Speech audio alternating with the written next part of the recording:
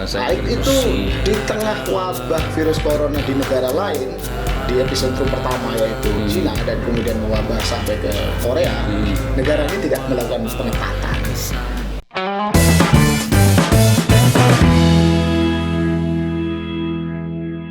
Halo, bertemu lagi dengan saya Kang Afan. Kali ini saya sedang bersama Gus Jaki kembali setelah sekian lama terakhir di video Anak Kiai Nakal. Anak Kiai Nakal. Udah lama banget. Ya, udah lama sekali. Jadi baru kali ini ke studio yang baru berarti. Nah, ini kan menarik ya, masalah virus corona ini lagi rame-ramenya masalah virus corona gitu. Menurut pandangan Gus Jaki gimana sih corona ini? Soalnya banyak polemik, banyak yang meragukan, banyak pro kontra segala macem lah gitu. Ya, minum dulu, gak apa-apa. Corona sendiri sebagai sebuah virus dan pandemi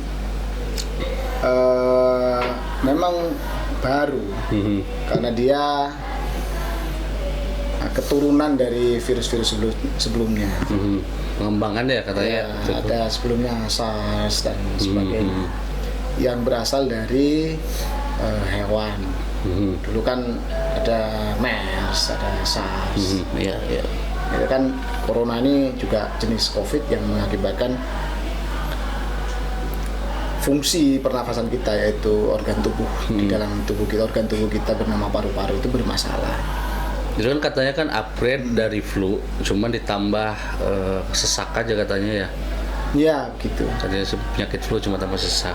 Iya, itu bukan hal baru ya, karena sebelumnya flu itu jenis pandemi yang menjalar di Perang Dunia Kedua kalau nggak salah. Ya kan kalau lihat berkaca dari sejarah itu kan bukan pertama kali kan wabah terjadi itu kan. Gitu kan. Dulu pernah terjadi, cuman namanya bukan corona, bukan COVID-19. Sebelumnya adalah flu. Kemudian kan pasca Perang Dunia, flu itu merajalela, ditemukan vaksinnya. Vaksin itu kemudian jadi obat-obatan hari ini, sehingga siapapun yang terkena flu maka mungkin sekali untuk disembuhkan dengan obat-obatan yang sudah ditemukan. Nah, COVID-19 ini, corona ini belum ketemu vaksinnya, gitu.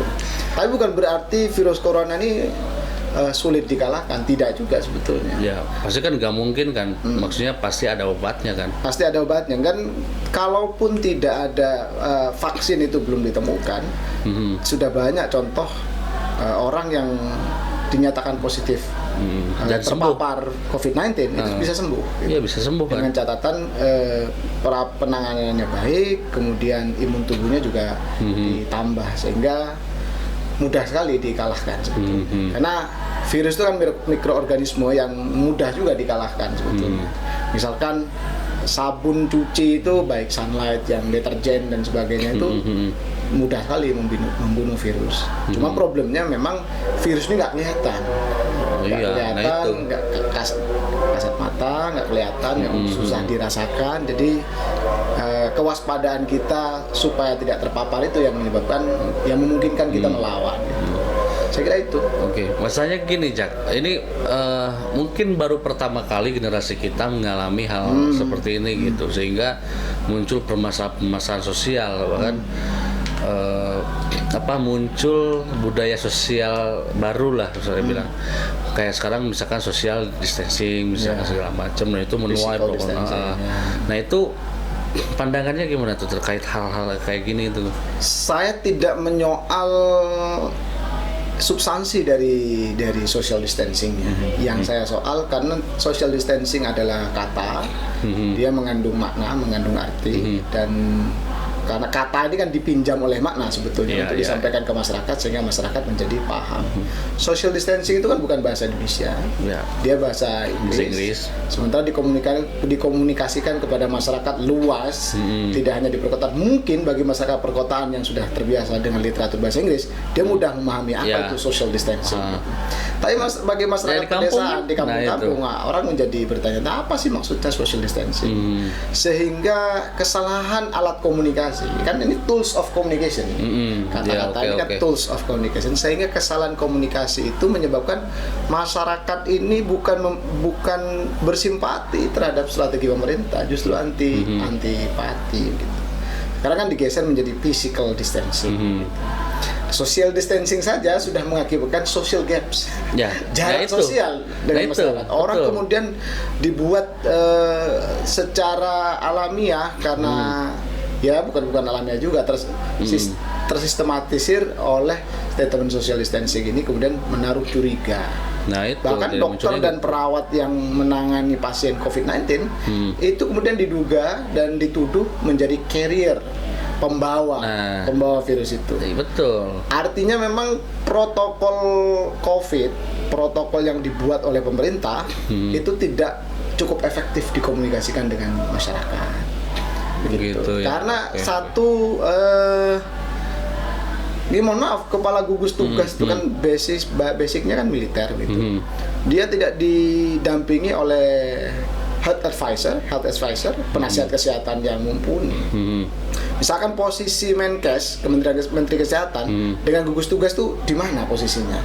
Setara sebagai apa? Oke. Nah itu kan juga tanda tanya. Iya. Kemudian yang terbaru misalkan soal kebijakan Pak Jokowi, itu kebijakan pemerintah dalam hal ini soal mudik, diberlakukan PSBB. Iya.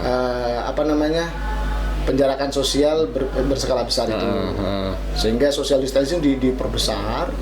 Tapi kemudian orang boleh mudik, begitu. Nah, Ya nggak nyambung itu. cuma kalau saya gini Jak, malah kalau misalkan Jakarta itu memang dikunci, itu terlalu beresiko karena pemerintahan itu akan mati. Gitu, Gus. Contoh gini, kan kita itu kan punya satu kota, yaitu pusat keramaian, pusat pemerintahan, dan juga pusat ekonomi, Betul. yang namanya Jakarta gitu. Makanya kalau Jakarta misalkan, ini menurut saya ya, kalau misalkan itu di lockdown, ya berarti ketiga instrumen itu mati semua gitu. Begini, memang pilihan terakhir itu memang lockdown. Memang lockdown pilihan terakhir itu. Tetapi jauh sebelum ide lockdown itu dikemukakan banyak orang, pemerintah mestinya sudah mulai melakukan antisipasi semenjak virus corona ini mewabah di Cina dan juga di Korea Selatan. Tapi faktanya kan tidak.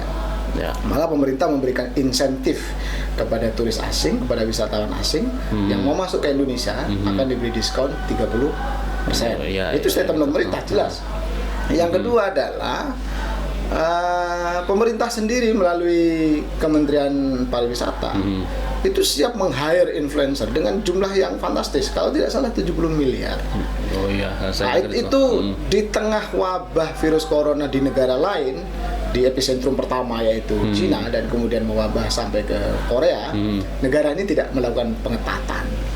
Bahkan beberapa teman-teman saya yang lalu lalang di Jakarta itu menggunakan pesawat, apa yang dilakukan oleh petugas di bandara waktu itu awal-awal prosedur biasa berarti. Nah, masih biasanya diberi surat kuning untuk ditandatangani, tidak ada thermal scanner waktu itu, tidak ada pengecekan habis dari mana mau kemana dan sebagainya. Artinya memang pemerintah tidak melakukan tracing apapun di awal. Gitu.